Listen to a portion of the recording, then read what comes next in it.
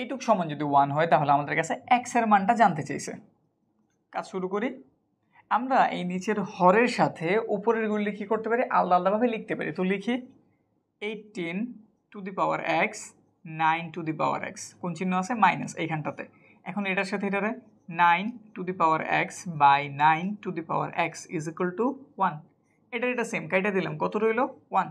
এখন একটু এইখানে তাকাই, আমাদের এটার উপরও পাওয়ার x, এটার উপরও পাওয়ার x। আমাদের একটা নিয়ম আছে, a টু দি পাওয়ার ধরো m, v to the power m, চাইলে আমরা এটার কি লিখতে পারি, av whole to the power m। তাইলে ওই পদ্ধতিতে উপরে 18 নিচে 9 whole to the power, same যে পাওয়ারটা আছে ওইটা, মাইনাসের একটা 1, ওই পাশটা তো একটা 1। 9 দিয়ে 18 চাইলে কাটা যায়, দুইবার যায়, তাহলে কি পাইলাম 2, উপরে পাওয়ার আছে x, এটাই পাশে মাইনাস আছে, ওই পাশে গেলে কি হয়ে যাব প্লাস।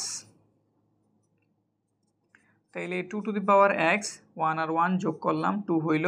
2 এর উপর চাইলে পাওয়ার আমরা 1 আনতে পারি, কারণ থাকে, এটা দেওয়া লাগে না।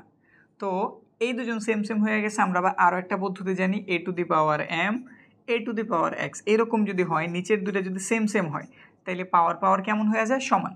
তাহলে x সমান কত, 1।